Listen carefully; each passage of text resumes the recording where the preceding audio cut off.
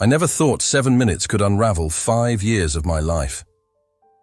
The alarm clock screamed at 5:47 a.m., same as always, but this morning felt different the moment I opened my eyes. Emma was crying in the hallway, her small voice cracking as she called for me.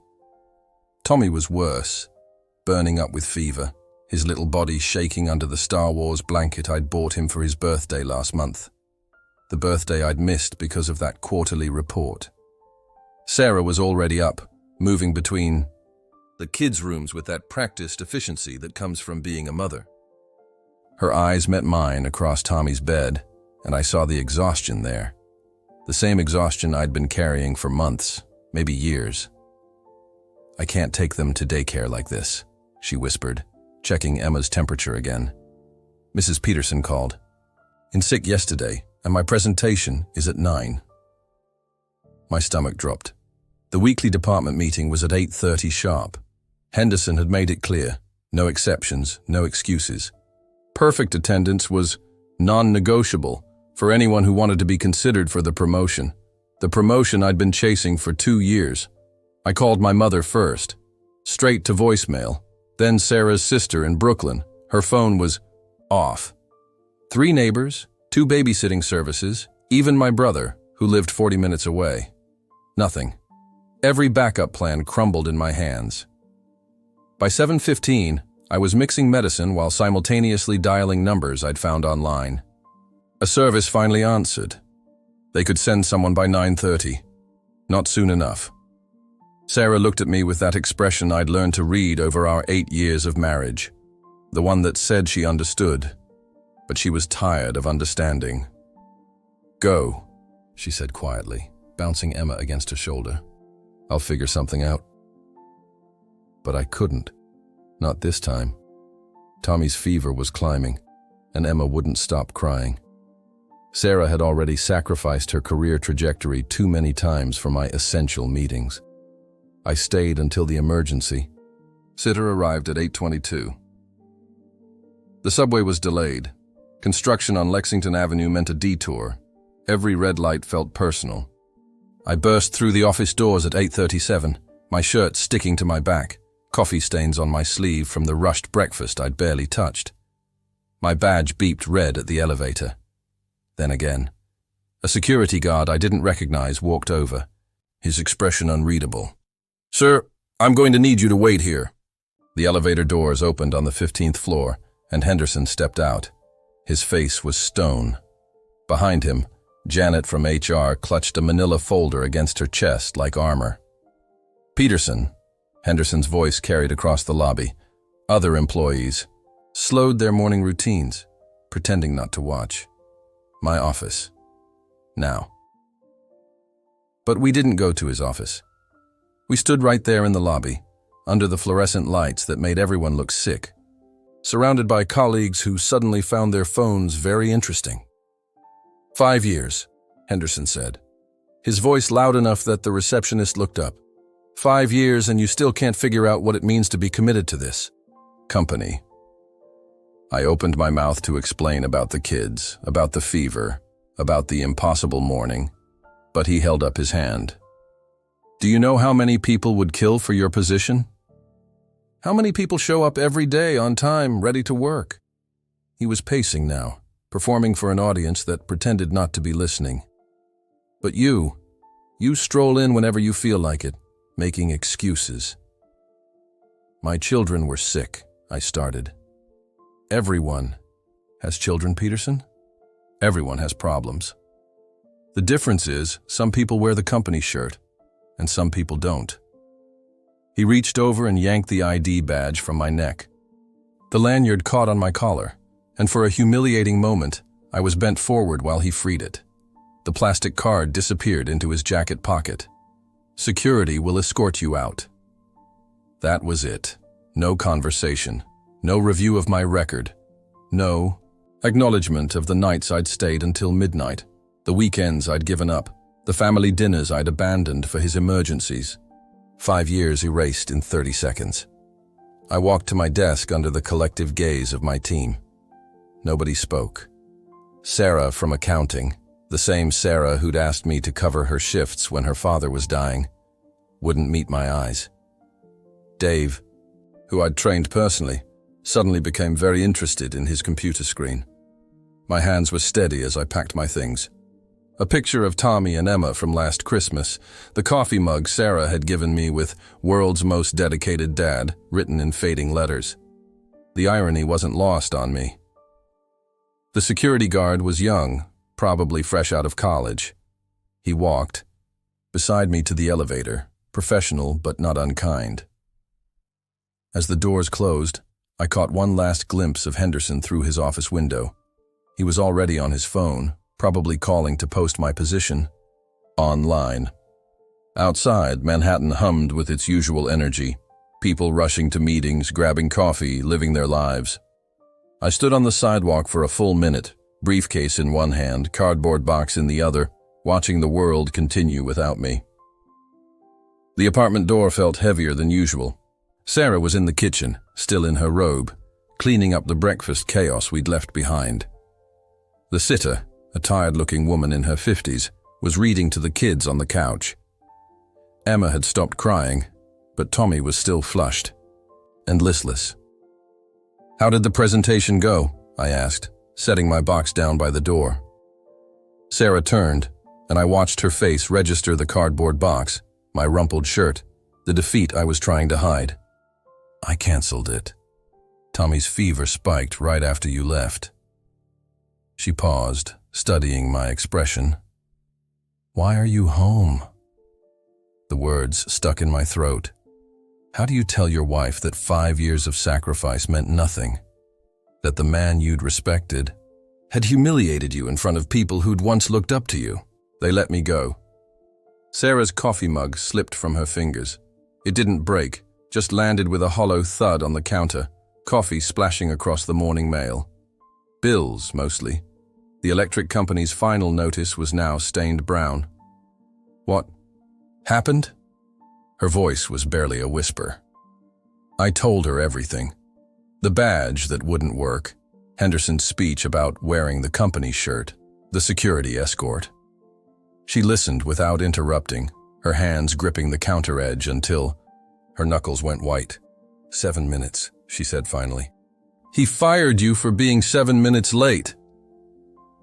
It wasn't about the 7 minutes. It was about... I struggled to find the words. I don't know what it was about. Sarah moved to the window, looking out at the courtyard where other families were, starting their normal Saturday routines.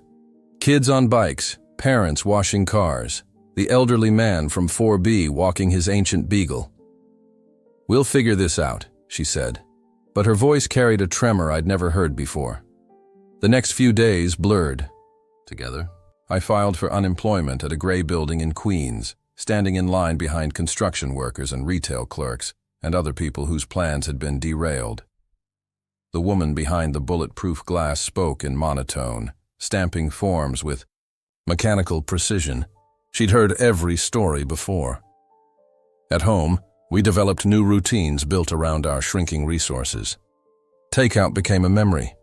I learned to cook pasta 12 different ways. Sarah started clipping coupons, something she'd never done in the 8 years I'd known her. We didn't talk about how long our savings would last, but we both did the math silently. Tommy recovered from his fever, but now he asked questions that cut deep. "Why are you home so much, Daddy?" Emma, too young to understand, just enjoyed having me around for bedtime stories. Her joy made everything worse. I applied to 43 jobs in the first week. I know because I kept a spreadsheet, color-coded by industry and response rate. Most never answered. The ones that did offered positions that would barely cover our rent, let alone the lifestyle we'd built around my corporate salary. Sleep became elusive. I'd lie awake calculating expenses, mentally reorganizing our budget, trying to solve problems that math couldn't fix. Sarah would reach for my hand in the dark, and we'd hold on without speaking. Some conversations are too heavy for words. During the day, I maintained a facade of productivity. Job applications, networking calls, LinkedIn updates that painted my departure as a new opportunity. But inside, I was falling apart. Not from the financial pressure, that was manageable, at least temporarily. What destroyed me was the realization that I'd been expendable all along. I'd missed Tommy's first steps because of a client emergency that, in hindsight, wasn't urgent at all. I'd skipped our anniversary dinner for a presentation that Henderson had ultimately shelved. I'd sacrificed pieces of my life for a company that forgot my name the moment I walked out the door. 3 weeks in, Sarah found me at the kitchen table at 2 a.m., laptop open to yet another job posting that wanted 10 years of experience for an entry-level salary. "You need to stop," she said, closing the computer. "You're making yourself sick." "I can't stop. The mortgage is due next week and we'll figure out the money, but I can't watch you disappear like this." She was right. I'd been so focused on replacing what I'd lost that I'd forgotten who I was before that job consumed me. The man Sarah had married wasn't defined by quarterly reports and corporate politics. Somewhere along the way, I'd forgotten that person existed. The next morning, I drove to a part of the city I'd never explored. Not for an interview or a networking event, but just to remember what it felt like to exist without purpose. I bought coffee from a small shop where the owner knew everyone's name and asked about their families. I sat in a park and watched people live their lives without checking their phones every 30 seconds. For the first time in weeks, I could breathe. That afternoon, I came home to find Sarah cooking dinner while Emma and Tommy helped set the table. Nothing had changed about our situation, but something had shifted in me. We were going to survive this. We were going to figure it out. And maybe, just maybe, we'd end up somewhere better than where we started. I just didn't know how much better it would get. Pride, I learned, is expensive. The grocery delivery app was my first step down from the corporate ladder I'd spent 5 years climbing. The pay was terrible, the hours unpredictable, but it was immediate income. No interviews, no background checks beyond the basics, no one asking why I'd left my previous position. My first shift started at 6 a.m. on a Tuesday. I drove my Accord, the same car I'd used for client meetings, through neighborhoods I'd never noticed before.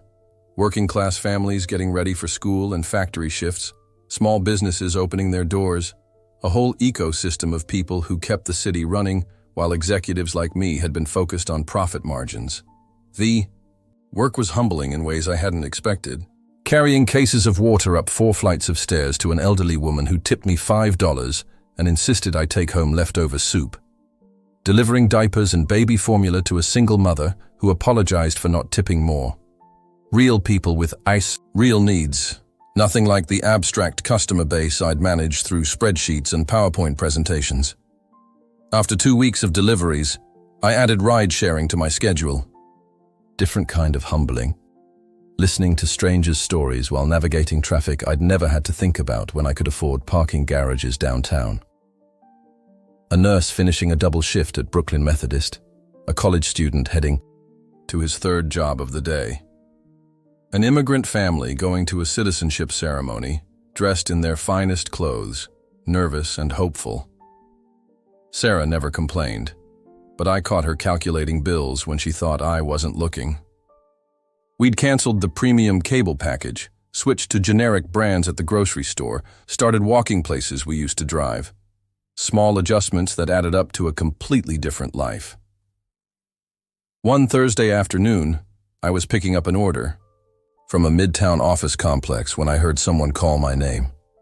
I turned to see Marcus Chen, a vendor who'd worked with our IT department for 3 years. We'd shared dozens of meetings, gotten drunk together at the company Christmas party, talked about our kids' little league games. "Peterson, what are you doing here?" His confusion was genuine and obvious. A man in a delivery uniform didn't fit his mental image of the department manager he'd known. I could have lied, could have said I was picking up lunch for a meeting, maintained the fiction that everything was fine. Instead, I told him the truth, all of it. Henderson's public humiliation, the 7 minutes that ended everything, the badge yanked from my neck like a scarlet letter. Marcus's expression shifted from confusion to anger to something that looked like recognition. "That's insane. You were the only one in that building who actually knew what you were doing." Apparently not the only thing that mattered. "Listen," he said, pulling out his phone. "I've been consulting for this small tech firm in Brooklyn. Really good people, growing fast. They need someone to manage operations, someone who understands systems and people, not just spreadsheets." He scrolled through his contacts. Their CEO is David Ramirez. Used to work at Google before he started his own thing.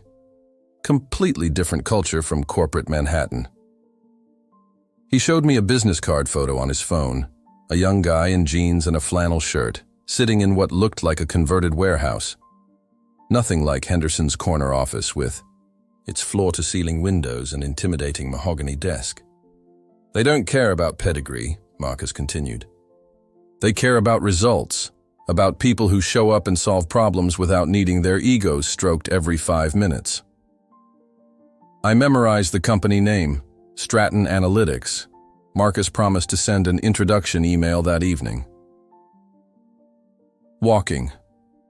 Back to my car, I felt something I hadn't experienced in months. Possibility. Not the desperate hope that had driven my midnight job applications, but genuine excitement about work that might actually matter. That night, I researched everything I could find about Stratton Analytics, a small company specializing in data, solutions for mid-sized businesses. Founded 3 years ago by Ramirez and 2 partners, all former big tech employees who'd gotten tired of corporate bureaucracy.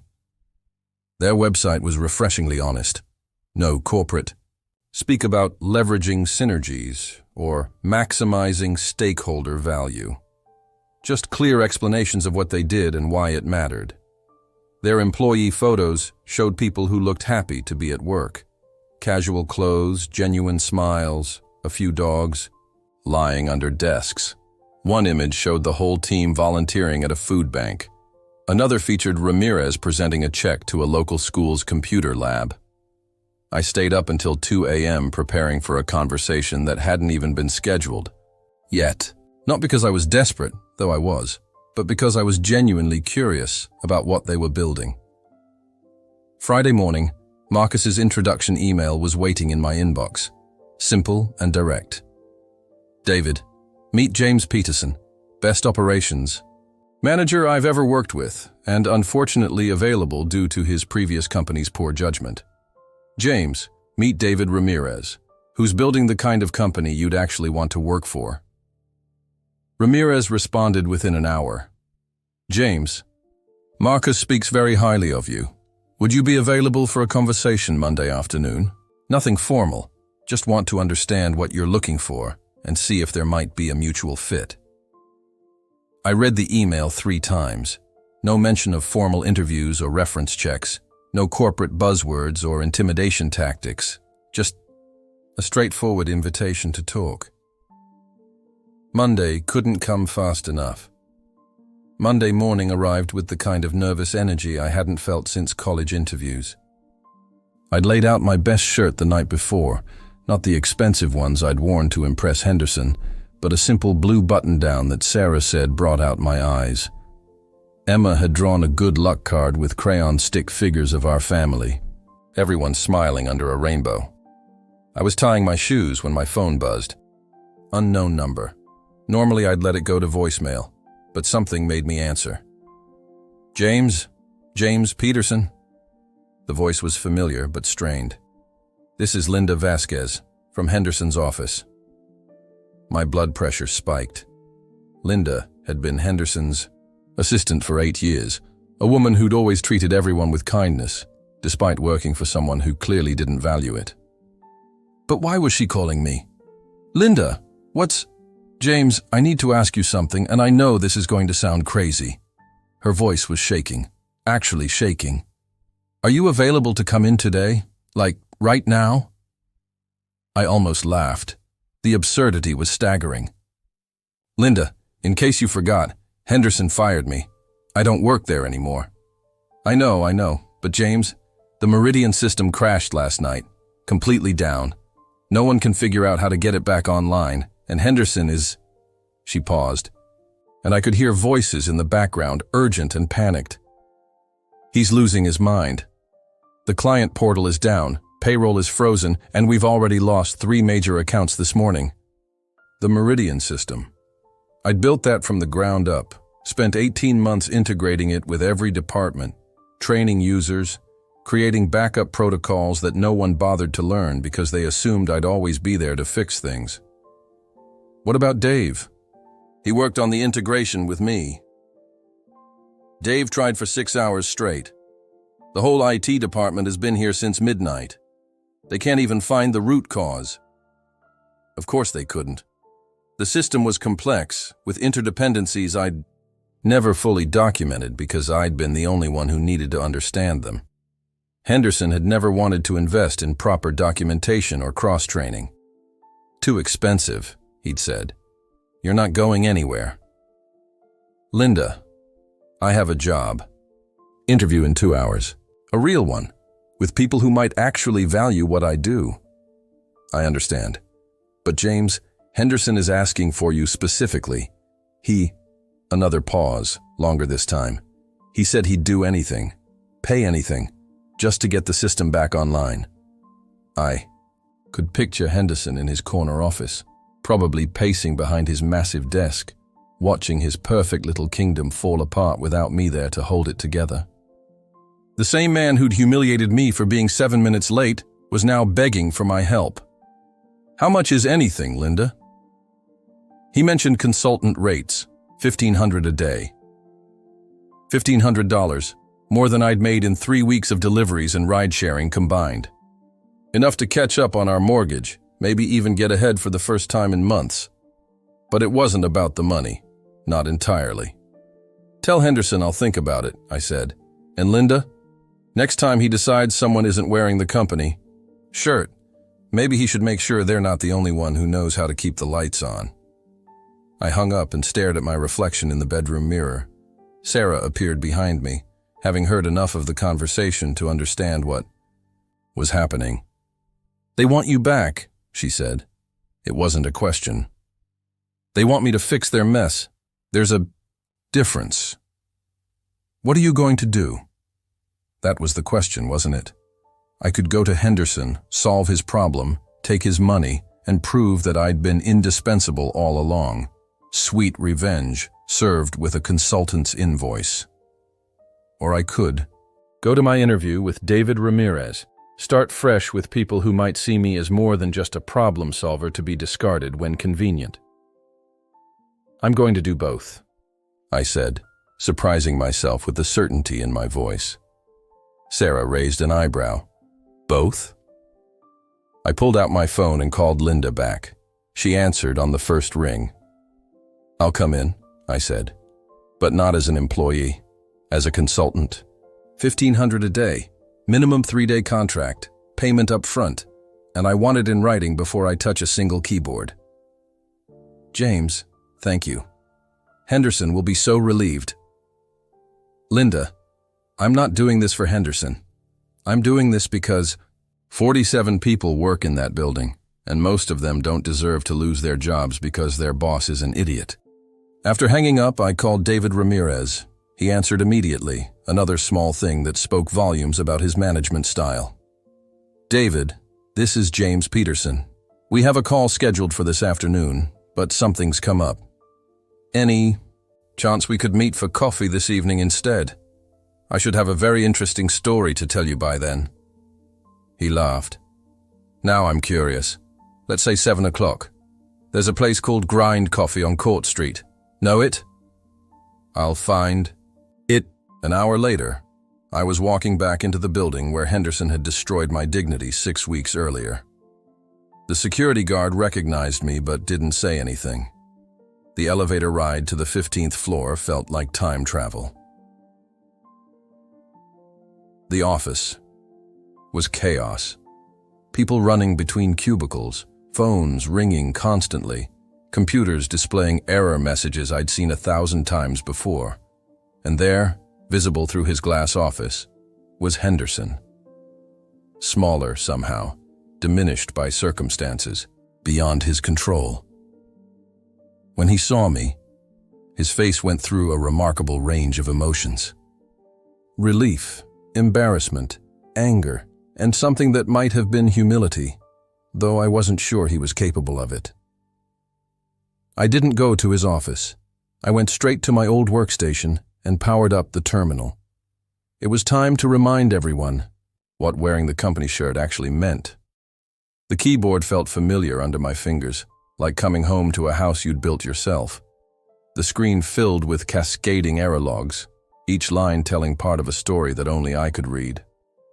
6 weeks of accumulated patches, updates, and quick fixes had turned my elegant system into a digital house of cards. Dave hovered behind me, explaining everything they'd tried.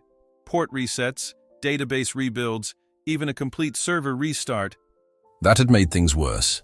I listened without comment, tracing the problem through layers of code and logic that had become as natural to me as breathing. When did this start? I asked, scrolling through system logs. Yesterday around 4 p.m., right after Kevin pushed the quarterly update. Kevin, Henderson's nephew, fresh out of college with a computer science degree and zero understanding of how enterprise systems actually worked. Henderson had insisted on giving him admin privileges despite my warnings. I found the problem in 15 minutes.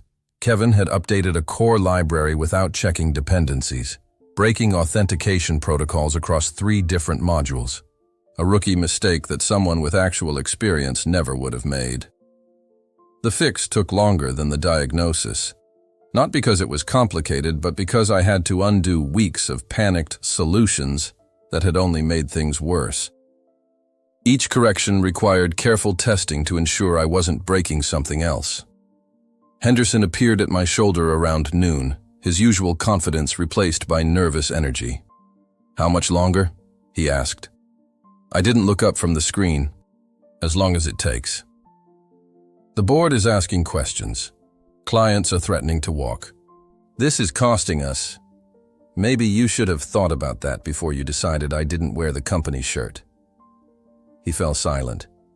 Around us, the office had gone quiet too. People were watching our exchange with the fascination of drivers, passing a car accident. For 6 weeks, they'd seen Henderson's version of events. The unreliable employee who couldn't handle responsibility. Now they were seeing what actually happened when that employee wasn't around to hold everything together. By 2 p.m. I had restored basic functionality. Users could log in, access their files, process basic transactions. The crisis was over, but the system was running on digital duct tape. It needed a complete overhaul, new security protocols, proper documentation, and training for whoever would maintain it going forward. Henderson was practically vibrating with relief when the first successful transaction came through. "James, this is incredible. You've saved us. Now, about coming back permanently." "No." The word cut through his enthusiasm like a blade. He blinked, as if he'd misheard. "What do you mean, no?" "I mean, I'm not interested in coming back. You made your position very clear 6 weeks ago. But that was different. I was under pressure. The board was demanding accountability. You humiliated me in front of my colleagues because I was 7 minutes late dealing with sick children. What happens the next time you're under pressure?" Henderson's face reddened. "Look, I'll admit I handled that poorly, but this company needs you. I'm prepared to offer you a significant raise, a promotion to senior manager, even a corner office." "You're missing the point." I stood up, closing the laptop I'd used to resurrect his failing empire. "This isn't about money or titles. It's about respect. About understanding that people are more than just resources to be discarded when convenient." Linda was watching from her desk, along with most of the department. These people had worked alongside me for years, had seen my dedication, had benefited from my late nights and weekend emergencies. Not one of them had spoken up when Henderson fired me. Not one. "You want to know about wearing the company shirt?" I continued, my voice carrying across the quiet office. "I wore it every day for 5 years. I wore it when I missed my sons. First soccer game for a server migration. I wore it when I stayed until midnight fixing problems that could have waited until morning. I wore it when I trained people who made more money than me because they had the right degree from the right school. Henderson's mouth opened and closed like a fish gasping for air. The difference is, I never confused the shirt with the man wearing it. You did. And that's why you'll always need people like me, but you'll never keep them. I packed up my things. Just the laptop and a legal pad covered with system notes. On my way to the elevator, I stopped at Linda's desk. The AI system is stable for now, but it needs a complete rebuild within 6 months.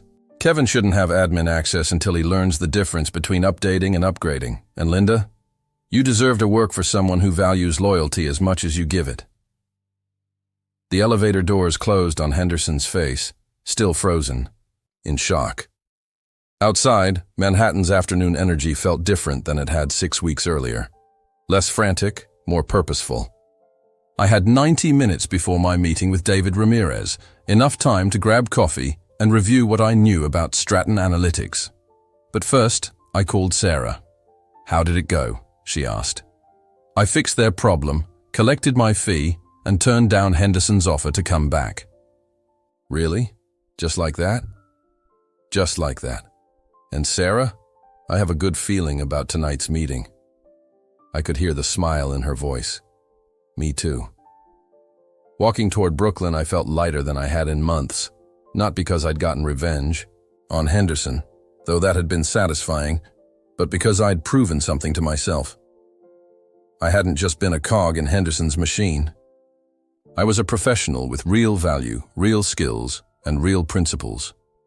Now I needed to find people who understood the difference. Grind Coffee was exactly what I'd expected from David's casual email style. Exposed brick walls, mismatched furniture, the smell of actually good coffee instead of the corporate break room swill I'd been drinking for years. I arrived 15 minutes early and used the time to review my notes about Stratton Analytics. David Ramirez walked in precisely at 7, looking exactly like his website photo. Jeans, flannel shirt, genuine smile. He spotted me immediately, probably because I was the only one in business attire, and walked over with the kind of confident ease that came from someone comfortable in his own skin. James Peterson, he said, extending his hand. Thanks for being flexible about the time. Marcus told me you had an interesting day. I shook his hand, noting the firm grip and direct eye contact. Interesting is one word for it. How much did Marcus tell you? Enough to know that your former company is run by idiots. David grinned. Want to tell me the rest over coffee? I have a feeling this is going to be a good story. 6 months later, I drove past my old building on the way to a client meeting. Through the familiar glass windows, I could see Henderson in his corner office, gesticulating wildly during what looked like a tense phone call. The coffee shop on the ground floor had a "For Lease" sign in the window. Small changes that spoke to larger problems. I'd heard through Marcus that the company was struggling. 3 major clients had left after the Meridian system crashed again in December. Apparently Kevin had tried another unsupervised update. Linda had found a new job at a non-profit that actually appreciated her organizational skills. Dave had started his own consulting firm, probably using everything I'd taught him about system integration. The irony wasn't lost on me. Henderson had fired me for lacking commitment, but his actions had scattered the very people who'd made his department function. Sometimes the shirt you claim people aren't wearing is the one you've torn to pieces yourself. At Stratton Analytics, we didn't talk about shirts at all. David had hired me that same evening at Grind Coffee after a 2-hour conversation that felt more like talking with an old friend than a job interview. No behavioral questions about my greatest weakness or requests to tell me about a time you handled conflict. Just a genuine discussion about building systems that solved real problems for real people. The office was everything Henderson's wasn't. A converted warehouse in Brooklyn where dogs slept under standing desks and the kitchen was always stocked with actual food, not just vending machine options. People worked intensely, but went home at reasonable hours. When someone's kid got sick, they worked from home without anyone questioning their dedication. My first week, I'd stayed late to finish a client presentation. Around 8 p.m., David appeared at my desk with a concerned expression. "Everything okay?" he asked. "Just wrapping up the Morrison Industries proposal. Want to make sure it's perfect for tomorrow's meeting." "The proposal that's not due until Friday?"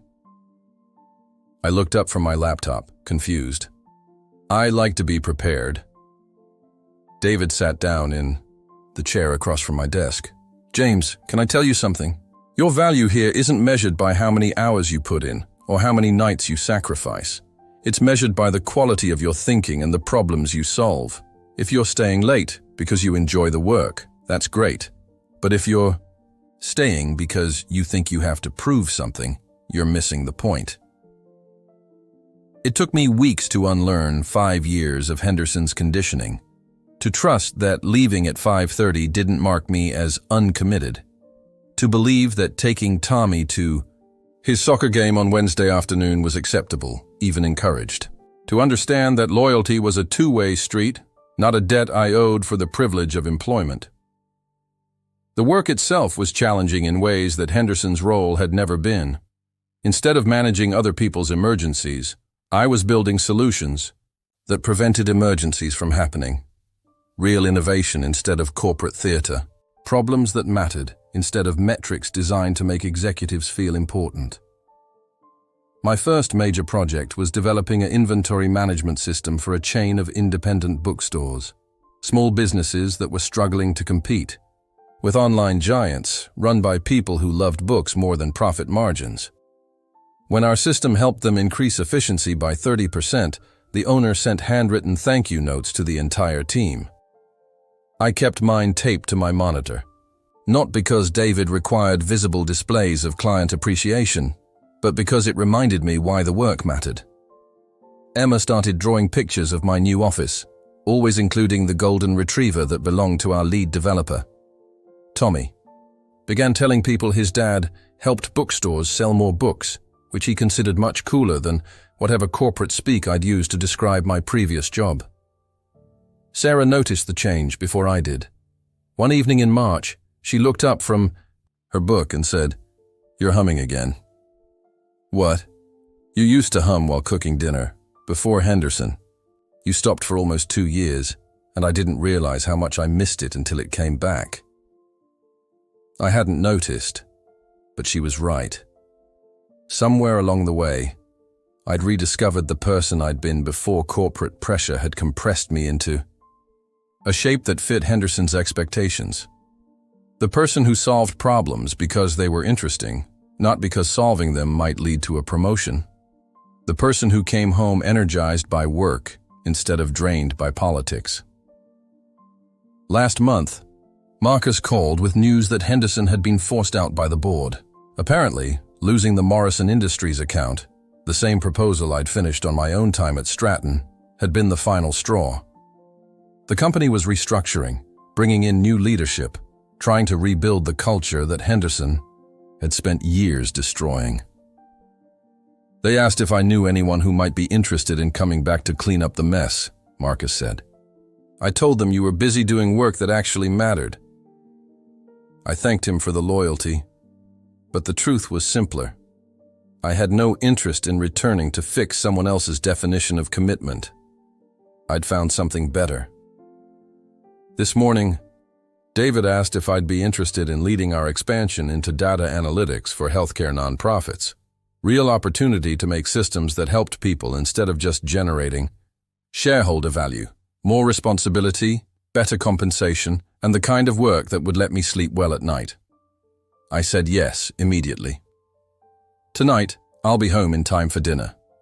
Emma will show me her latest artwork, and Tommy will explain the rules of whatever sport he's currently obsessed with. Sarah and I will talk about our days without the undercurrent of stress that defined our conversations for years. I'll wear a comfortable shirt, probably the blue one Sarah likes, and it won't occur to anyone to question my commitment. Because commitment isn't about the hours you sacrifice or the loyalty you demonstrate through suffering. It's about showing up as your best self, solving problems that matter, and working with people who understand that business success and human dignity aren't mutually exclusive. Henderson never understood that the shirt isn't something you wear for other people. It's something you choose for yourself every morning when you decide what kind of person you want to be in the world. I finally found a company worthy of the shirt I was already wearing. And that, it turned out, made all the difference.